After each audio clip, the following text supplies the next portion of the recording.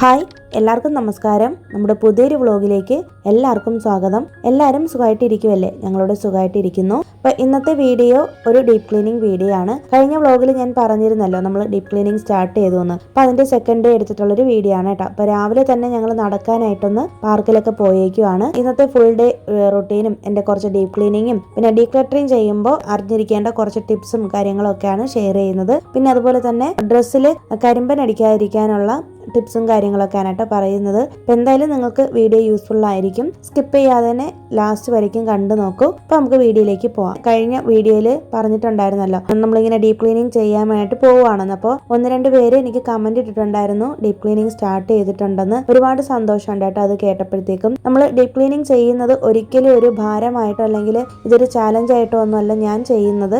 എന്നെ 1-2 വർഷം കൊണ്ട് ഫോളോ ചെയ്യുന്ന നമ്മുടെ ഫാമിലി മെമ്പേഴ്സിന് അറിയാം ഞാനിങ്ങനെ മാസം തോറും ഡീപ്പ് ക്ലീനിങ് ചെയ്തു പോകുന്ന ഒരാളാണ്. അപ്പം അതുകൊണ്ട് തന്നെ വലിച്ചു വാരി നമ്മൾ അങ്ങനെ ചെയ്യാറില്ല. കുറേശ്ശെയാണ് നമ്മൾ എപ്പോഴും ഡീപ്പ് ക്ലീനിങ് ചെയ്യുന്നത് കേട്ടോ. അപ്പം അതുകൊണ്ട് തന്നെ നിങ്ങൾക്കും കുറച്ച് ഈസി ആയിരിക്കും. അപ്പം ഞാൻ ഇന്ന് ചെയ്യാൻ പോകുന്ന ഒരു പോർഷൻ എന്ന് പറയുന്നത് നമ്മുടെ ലിവിംഗ് റൂം ആണ്. ലിവിംഗ് റൂമിലുള്ള ആ ഒരു ഷോക്കേസ് ഉണ്ടല്ലോ, ഗ്ലാസ്സിലുള്ള ഷോക്കേസ്, അതാണ് ഞാൻ ഇന്ന് ഡീപ്പ് ക്ലീനിങ് ചെയ്യാനായിട്ട് സെലക്ട് ചെയ്ത് വെച്ചിരിക്കുന്നത്. അപ്പം നമ്മളെപ്പോഴും ഡീപ്പ് ക്ലീനിങ് ചെയ്യുന്നതിനോടൊപ്പം തന്നെ ഡീക്ലട്ടറിങ് കൂടെ ചെയ്ത് പോവുകയാണെന്നുണ്ടെങ്കിൽ ഒത്തിരി ഉപകാരമായിരിക്കും. ഡീക്ലട്ടറിങ് ചെയ്യുമ്പോഴത്തേക്കും നമ്മൾ കുറച്ചധികം കാര്യങ്ങൾ സാധാരണ ചെയ്യുന്നതിനേക്കാളും സൂക്ഷിക്കേണ്ടതായിട്ടുണ്ട്. അപ്പം അതിൽ മെയിൻ ആയിട്ടുള്ളൊരു കാര്യം എന്ന് പറയുന്നത് നമ്മൾ ഡീക്ലട്ടറിങ് എന്ന് പറയുമ്പോൾ തന്നെ ആ വേർഡിലുണ്ടല്ലേ, നമ്മളത് ക്ലട്ടർ ഫ്രീ ആക്കുവാണ് ചെയ്യുന്നത്. നമ്മൾ ആ ഒരു സാധനം നമ്മുടെ വീട്ടിൽ നിന്ന് ഒഴിവാക്കുവാണ് ചെയ്യുന്നത്. അപ്പം അതുകൊണ്ട് തന്നെ ഒഴിവാക്കുന്ന ഏത് സാധനമാണോ അത് നമ്മൾ 1-2 തവണ ആലോചിച്ച് നോക്കുക. നമുക്ക് ഒട്ടും വേണ്ടാത്ത സാധനമാണോ അല്ലെങ്കിൽ ഭാവിയിൽ എപ്പോഴെങ്കിലും ഉപയോഗം ഉള്ളതാണോ എന്ന് നല്ലപോലെ ആലോചിച്ചും കണ്ടും മാത്രമേ നിങ്ങൾ ഡീക്ലട്ടറിങ് ചെയ്യാവുള്ളൂ.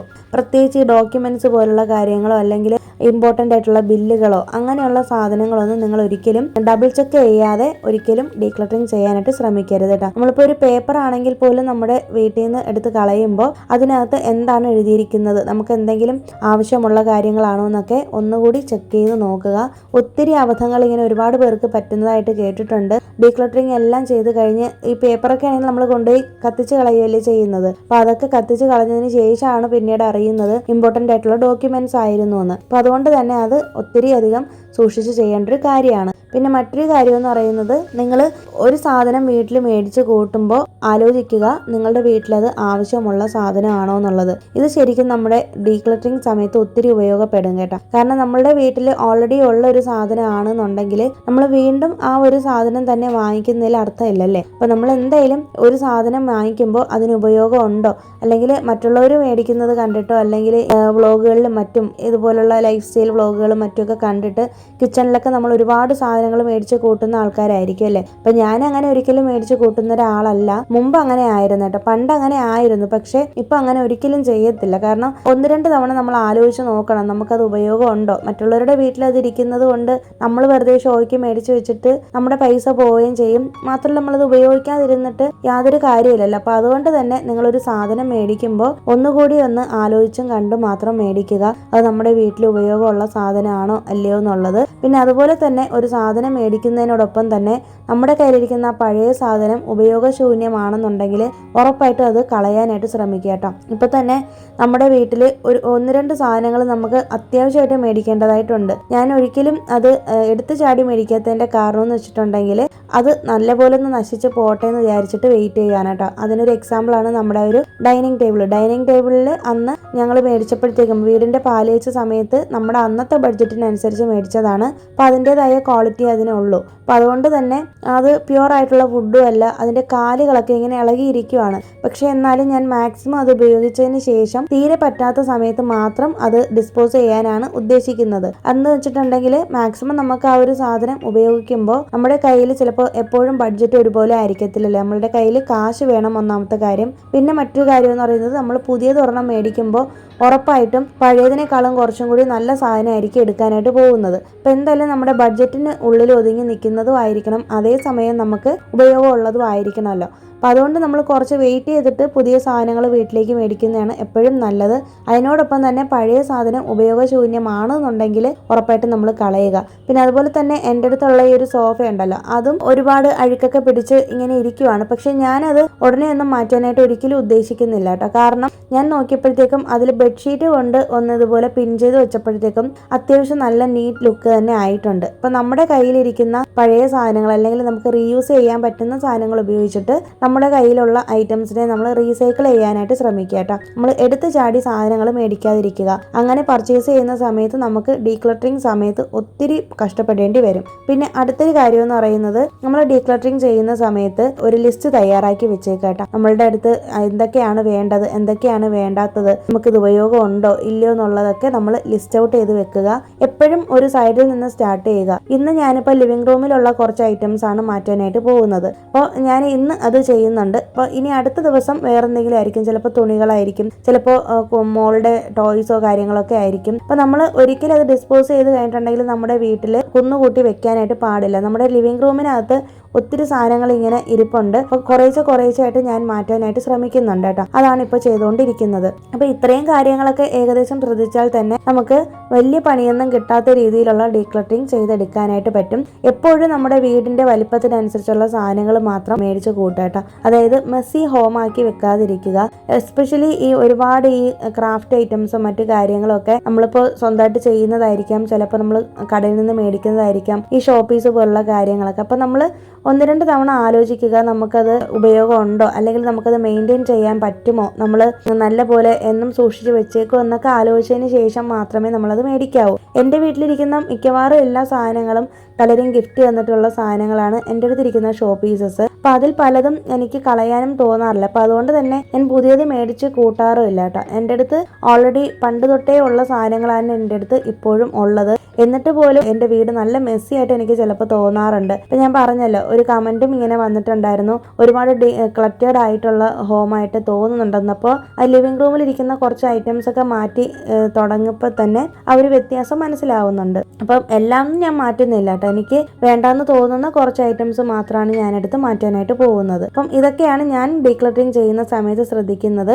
പിന്നെ കൂടുതൽ പോയിന്റ്സ് നിങ്ങൾക്ക് വേണമെന്നുണ്ടെങ്കിൽ കമന്റ്സിലൂടെ ആഡ് ചെയ്യാം കേട്ടോ. പിന്നെ അടുത്തൊരു കാര്യം എന്ന് പറയുന്നത്, കഴിഞ്ഞ വീഡിയോയിൽ ഒരാൾ ചോദിച്ചിരുന്നതാണ്, ഡ്രസ്സിൽ കരിമ്പൻ വരുന്ന സമയത്ത് എന്താണ് ചെയ്യുന്നതെന്ന്. അപ്പോൾ ശരിക്കും ഞാൻ നാട്ടിലായിരുന്ന സമയത്ത് ഞങ്ങളുടെ അങ്ങോട്ടൊക്കെ നല്ല മഴയാണ് കേട്ടോ. മിക്ക ദിവസങ്ങളിലും നല്ലൊരു ഗ്രാമപ്രദേശത്തിലാണ് ഞാൻ താമസിച്ചിരുന്നത്. അപ്പോൾ അതുകൊണ്ട് തന്നെ അവിടെ മിക്കവാറും മഴയായ കാരണം കൊണ്ട് നമുക്ക് തുണികൾ പെട്ടെന്ന് ഉണക്കിയെടുക്കാനായിട്ട് പറ്റാത്തൊരവസ്ഥയാണ്. അപ്പോൾ അതുകൊണ്ട് തന്നെ മിക്കവാറും എൻ്റെ തുണികളിലൊക്കെ, എസ്പെഷ്യലി വൈറ്റ് ഡ്രസ്സിലൊക്കെ ഒരുപാട് കരിമ്പൻ ഇങ്ങനെ അടിച്ചിരിക്കുകയായിരുന്നു. കല്യാണത്തിന് മുന്നത്തെ കാര്യമാണ് പറയുന്നത്. അപ്പോൾ ആ സമയത്ത് എൻ്റെ അമ്മ ചെയ്യുന്ന ഒരു റെമഡി ഞാൻ പറഞ്ഞു തരാം. ഞാനത് ഇതുവരെയും പരീക്ഷിച്ചിട്ടില്ല കേട്ടോ. അത് എത്രത്തോളം സക്സസ് ആവുമെന്ന് എനിക്ക് അറിയത്തില്ല. നിങ്ങൾക്ക് വേണമെന്നുണ്ടെങ്കിൽ പഴയ ഏതെങ്കിലും ഉപയോഗം ഇല്ലാത്ത ഒരു പഴയ തുണിയിൽ ഇതൊന്ന് പരീക്ഷിച്ച് നോക്കൂ. അപ്പം എടുക്കേണ്ടത് 1 കപ്പോളം വിനാഗിരിയാണ്. വിനാഗിരിയിൽ നല്ല തിളച്ച ചൂടുവെള്ളം ഒഴിക്കുക. അതിനുശേഷം ഡിറ്റർജൻറ്റ് പൗഡർ ഇടുക. എന്നിട്ട് നമ്മളുടെ കരിമ്പേനുള്ള ഡ്രസ്സ് ഉണ്ടല്ലോ, അത് കുറച്ച് നേരം, ഒരു അരമണിക്കൂറോളം ഒന്ന് മുക്കി വെച്ചേക്കുക. ഒരു അരമണിക്കൂറൊക്കെ കഴിഞ്ഞിട്ട് നോക്കുമ്പോഴത്തേക്കും തന്നെ അതിലുള്ള കരിമ്പേനൊക്കെ ഇളകിയിട്ടുണ്ടാവും. അപ്പോൾ നിങ്ങളെപ്പോഴും ആദ്യമേ തന്നെ ഒരുപാട് കളറായിട്ടുള്ള ഡ്രസ്സൊന്നും എടുത്തിങ്ങനെ ചെയ്യരുത് കേട്ടോ. വൈറ്റ് ഡ്രസ്സിൽ ചെയ്യാനായിട്ട് നോക്കിയപ്പോൾ തോർത്ത് പോലുള്ള കാര്യങ്ങളൊക്കെ ഉണ്ടല്ലോ. എന്നിട്ട് നല്ലപോലെ ഒരു ബ്രഷ് ഇട്ടൊന്ന് ഉരച്ച് കഴുകി എടുത്തിട്ടുണ്ടെങ്കിൽ കരിമ്പേനൊക്കെ പോകുന്നതായിട്ട് ഞാൻ കണ്ടിട്ടുണ്ട്. എൻ്റെ അമ്മ ഞാൻ ചെറുതായിരുന്നപ്പോൾ ചെയ്ത കാര്യമാണ്. അപ്പോൾ നിങ്ങൾക്ക് എന്തായാലും പരീക്ഷ നോക്കാം കേട്ടോ. ഞാൻ ചെയ്തിട്ടുള്ള കാര്യമല്ല. അപ്പോൾ അതുകൊണ്ട് തന്നെ നിങ്ങൾ നല്ല ഡ്രസ്സുകളൊന്നും എടുത്ത് അങ്ങനെ ചെയ്യേണ്ട. പിന്നെ ഞാൻ മനസ്സിലാക്കിയൊരു കാര്യം എന്ന് പറയുന്നത്, ഞാൻ കല്യാണം കഴിഞ്ഞ് ചെന്നൈയിൽ വന്നപ്പോൾ ഇവിടെയാണെങ്കിൽ നല്ല വെയിലാണ് എപ്പോഴും. അപ്പോൾ അതുകൊണ്ട് തന്നെ നമ്മൾ തുണികൾ അങ്ങനെ അധികം ഈർപ്പത്തിലിട്ടല്ല ഉണക്കുന്നത്. അങ്ങനെ അധികം മഴ കിട്ടാത്ത സ്ഥലം ആയതുകൊണ്ട്, നല്ല വെയിലായ കാരണം കൊണ്ട്, വെയിലത്ത് തുണികൾ ഉണക്കുന്നത് കൊണ്ടാവണം എൻ്റെ ഡ്രസ്സുകളിൽ ഇവിടെ വന്നതിന് ശേഷം കരിമ്പേനില്ല കേട്ടോ. മാത്രമല്ല, വിയർപ്പ് തങ്ങി നിൽക്കുന്ന ഡ്രസ്സുകൾ, അതുപോലെ നമ്മൾ കഴുകിയിട്ട് ഇങ്ങനെ ചുരുട്ടി വെച്ചിട്ട് എവിടെയെങ്കിലും കൊണ്ടുവന്ന് വെച്ചേക്കുന്ന ഡ്രസ്സുകൾ ഈർപ്പം തങ്ങി നിൽക്കുമ്പോഴാണ് ഇതിൽ ഒത്തിരി കരിമ്പൻ ഉണ്ടാവുന്നത്. അപ്പം അതൊക്കെ ഒന്ന് ശ്രദ്ധിച്ചാൽ മതി. നല്ല വെയിലത്തിട്ട് തുണികൾ ഉണക്കി എടുക്കുമ്പോൾ തന്നെ കരിമ്പൻ ഉണ്ടാവത്തില്ല എന്നാണ് എൻ്റെ ഒരു ഇത്. അപ്പം എനിക്ക് അങ്ങനെയാണ് തോന്നിയിട്ടുള്ളത് കേട്ടോ. അപ്പം ഞാൻ പറഞ്ഞ റെമഡി വേണമെങ്കിൽ നിങ്ങൾക്കൊന്ന് പരീക്ഷിച്ച് നോക്കാം. അപ്പം അതാണ് അതിൻ്റെ എനിക്ക് പറയാനുള്ളത്. അപ്പം ഞാൻ കമൻറ്റിൽ റിപ്ലൈ തരാത്തതിൻ്റെ കാരണം, ഇത്രയും വലിയ റെമഡി ആയ കാരണം കൊണ്ട് അതുകൊണ്ടാണ് അപ്പോൾ എന്തായാലും വീഡിയോയിൽ പറയാമെന്ന് പറഞ്ഞത്. ഇന്നത്തെ നമ്മുടെ ടോപ്പിക്കിലേക്ക് പോകാം. പ്രശ്നങ്ങൾ വരുമ്പോഴത്തേക്ക് നമ്മളെല്ലാവരും പതറിപ്പോവാറുണ്ടല്ലേ. അപ്പം ഞാനും അങ്ങനെയൊക്കെ തന്നെയായിരുന്നു. ഒരുപാട് പ്രശ്നങ്ങൾ അതിജീവിച്ചാണ് ഞാൻ ഇന്ന് ഈ ഒരു സ്റ്റേജിൽ എത്തിയേക്കുന്നത്. അപ്പോൾ എനിക്ക് നിങ്ങളോട് പറയാനുള്ളത്, പ്രോബ്ലംസ് വരുമ്പോഴത്തേക്കും നമ്മൾ ആദ്യമൊക്കെ ഒന്ന് പതറിപ്പോയാലും പിന്നെ നമുക്കൊരു ധൈര്യം വരും. നമ്മുടെ ജീവിതം എന്ന് പറയുന്നത് എപ്പോഴും സന്തോഷമായിരിക്കത്തില്ല അല്ലേ. ഒരുപാട് സങ്കടങ്ങളും പ്രശ്നങ്ങളും വിഷമങ്ങളും ഒക്കെ നിറഞ്ഞതാണ്.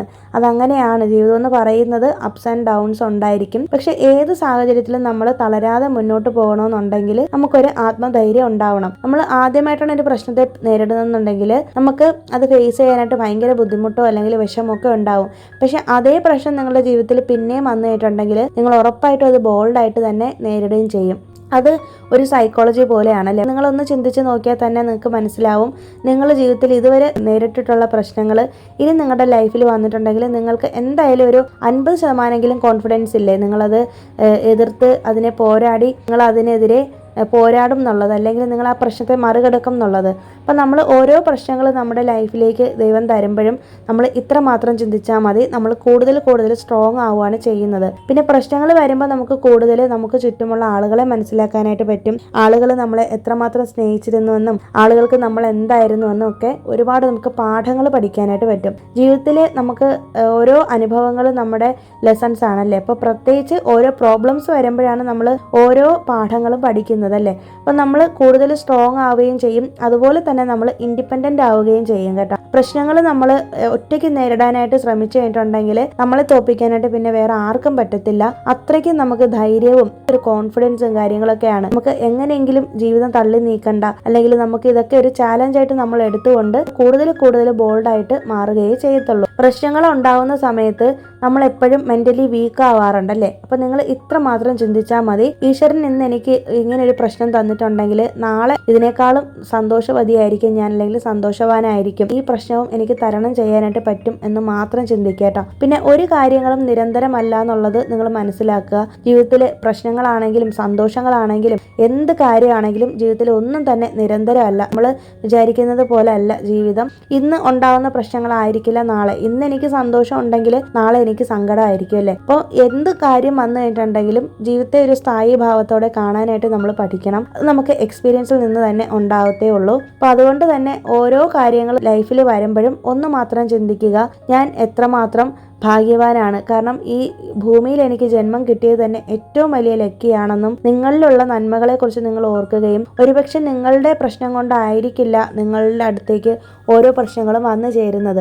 എന്നിരുന്നാൽ പോലും നിങ്ങൾ ഇത്രമാത്രം ചിന്തിക്കുക, എപ്പോഴും സ്ട്രോങ് ആണ്, അല്ലെങ്കിൽ നിങ്ങൾക്ക് മനോധൈര്യമുണ്ട്, നിങ്ങളെ കൊണ്ടും എല്ലാം തരണം ചെയ്യാൻ പറ്റും എന്ന് മാത്രം ചിന്തിക്കട്ടോ. അപ്പോൾ പ്രശ്നങ്ങളിൽ പതറിപ്പോകുന്നത് കൊണ്ട് അത് നമ്മുടെ ഒരു ഏറ്റവും വലിയൊരു വീക്ക്നെസ് ആണെന്ന് നിങ്ങൾ മനസ്സിലാക്കരുത്. ഓരോ പ്രശ്നങ്ങൾ വരുമ്പോഴും നമുക്ക് പഠിക്കാനായിട്ട് പറ്റും നമ്മളെ കുറിച്ച് തന്നെ. നമ്മൾ എത്രമാത്രം വീക്കാണ്, നമ്മൾ ഏത് സ്റ്റേജിലാണ് നമ്മൾ ഇമോഷൻ ആവുന്നത്, അല്ലെങ്കിൽ ഏത് സ്റ്റേജിലാണ് നമ്മളെ കൊണ്ട് പിടിച്ചു നിൽക്കാൻ പറ്റാത്തത്. പക്ഷേ അത് നമ്മൾ മനസ്സിലാക്കി കഴിഞ്ഞിട്ടുണ്ടെങ്കിൽ നെക്സ്റ്റ് ടൈം നമ്മൾ ഇതിനേക്കാളും കൂടുതൽ ബോൾഡായിട്ട് മാറുകയേ ചെയ്യത്തുള്ളൂ.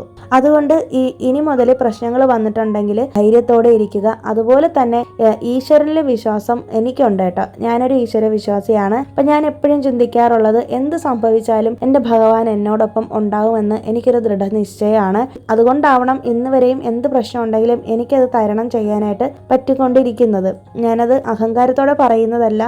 ആദ്യമൊന്നും എനിക്ക് ഇങ്ങനെ ചിന്തിക്കാനുള്ളൊരു കഴിവൊന്നും ഇല്ലായിരുന്നു കേട്ടോ. എന്ത് പ്രശ്നം വന്നാലും ചെറിയ കാര്യത്തിന് പോലും കരയുന്ന ഒരാളായിരുന്നു ഞാൻ. പക്ഷേ പിന്നീട് എനിക്ക് മനസ്സിലായി, നമ്മൾ എന്ത് സംഭവം നടന്നാലും ജീവിതത്തിൽ എന്ത് കാര്യം വന്നാലും ഈശ്വരൻ നമ്മളോടൊപ്പം ഉണ്ടെന്നും ഏതോ ഒരു എക്സ്റ്റേണൽ ഫോഴ്സ്, ഒരു അദൃശ്യ ശക്തി നമ്മളോടൊപ്പം ഉണ്ട് എന്നുള്ളൊരു ദൃഢനിശ്ചയം നമ്മളിൽ ഉണ്ടായിട്ടുണ്ടെങ്കിൽ നമുക്ക് ഏത് കാര്യവും നമുക്ക് തരണം ചെയ്യാനായിട്ട് പറ്റും കേട്ടോ. അപ്പം അതുകൊണ്ട് തന്നെ ഇനി മുതൽ പ്രശ്നങ്ങൾ വന്നു കഴിഞ്ഞിട്ടുണ്ടെങ്കിൽ അത് ഫേസ് ചെയ്യാതെ ഓടിപ്പോകരുത്. അത് നമ്മൾ ധൈര്യത്തോടെ തന്നെ ഫേസ് ചെയ്യുക. ഇതല്ല ഇതിനപ്പുറവും നമുക്ക് തരണം ചെയ്യാൻ പറ്റുമെന്ന് മനസ്സിനെ പറഞ്ഞ് ബോധ്യപ്പെടുത്തുക. പിന്നെ ഏറ്റവും കൂടുതൽ നിങ്ങൾ നിങ്ങളെ തന്നെ സ്നേഹിക്കുക. നിങ്ങളുടെ കഴിവുകളും നിങ്ങളുടെ വീക്ക്നെസ്സും എല്ലാം നിങ്ങൾ തന്നെ സ്വയം തിരിച്ചറിയാട്ടോ. അപ്പോൾ നിങ്ങൾ വിചാരിക്കുന്നതിനേക്കാളും നല്ല ഭംഗിയായിട്ട് നിങ്ങൾക്ക് ജീവിതത്തിൽ വിജയിക്കാനായിട്ട് പറ്റും. ഇത് ഞാൻ എൻ്റെ ജീവിതത്തിൽ പരീക്ഷിച്ച് വിജയിച്ചൊരു കാര്യം കൂടിയാണ് കേട്ടോ. ആദ്യമൊക്കെ പ്രോബ്ലംസ് വരുമ്പോഴത്തേക്ക് ഞാൻ പേടിച്ചോടുമായിരുന്നു, ഭയങ്കരമായിട്ട് അലമുറയിട്ട് കരയുമായിരുന്നു. പക്ഷെ ഇപ്പോൾ അങ്ങനെയല്ല. എന്ത് പ്രശ്നമാണെങ്കിലും എനിക്ക് ധൈര്യത്തോടെ നേരിടാൻ പറ്റും എന്നുള്ളൊരു കോൺഫിഡൻസ് എനിക്കുണ്ട്. അതെനിക്ക് കിട്ടിയത് 1-2 ദിവസം കൊണ്ടല്ല, ഓരോ എക്സ്പീരിയൻസിൽ നിന്നും ഞാൻ പഠിച്ച പാഠങ്ങളാണ് കേട്ടോ. എസ്പെഷ്യലി നമ്മൾ ഒറ്റപ്പെട്ടു പോകുന്ന സമയത്ത് അല്ലെങ്കിൽ ഒറ്റയ്ക്ക് ജീവിക്കുന്ന സമയത്താണ് ഏറ്റവും കൂടുതൽ പ്രശ്നത്തെ നമ്മൾ ധൈര്യത്തോടെ നേരിടാനായിട്ട് പഠിക്കുന്നത്. പ്രത്യേകിച്ച് ഒരു വീട്ടമ്മയുടെ ജീവിതത്തിൽ എന്തുമാത്രം പ്രശ്നങ്ങളായിരിക്കും നേരിടേണ്ടി വരുന്നത്. പക്ഷെ എല്ലാത്തിനും ഒടുവിൽ നമുക്ക് ഒരു ഉത്തരം കിട്ടും. നമ്മൾ ആരാണെന്നുള്ളൊരു തിരിച്ചറിവ്, നമ്മൾ എന്താണെന്നുള്ളത്, നമ്മുടെ കഴിവുകൾ, നമ്മൾ നമ്മളിലേക്ക് തന്നെ കൂടുതൽ ഫോക്കസ്ഡ് ആവുകയും നമ്മൾ നമ്മളെ തന്നെ എക്സ്പ്ലോർ ചെയ്യാനായിട്ട് തുടങ്ങുകയും ചെയ്യും കേട്ടോ. ഇന്നത്തെ വീഡിയോ ഇത്രയേ ഉള്ളൂ. അപ്പോൾ ഈ വീഡിയോ ലാസ്റ്റ് വരെ കണ്ട എല്ലാവർക്കും ഒരുപാട് താങ്ക്സ് ഉണ്ട്. അപ്പോൾ ഈ ഒരു വീഡിയോ ഇഷ്ടമായാലും ഒന്ന് ലൈക്ക് ചെയ്തേക്കൂ. ലൈക്ക് ചെയ്യുന്നതിനോടൊപ്പം തന്നെ ഒന്ന് ഹൈപ്പും കൂടി ചെയ്ത് വെച്ചേക്കൂ. പുതിയൊരു വീഡിയോ ആയിട്ട് നമുക്കിനി ഫ്രൈഡേ വീണ്ടും കാണാം. അതുവരേക്കും എല്ലാവർക്കും ബൈ. Thanks for watching.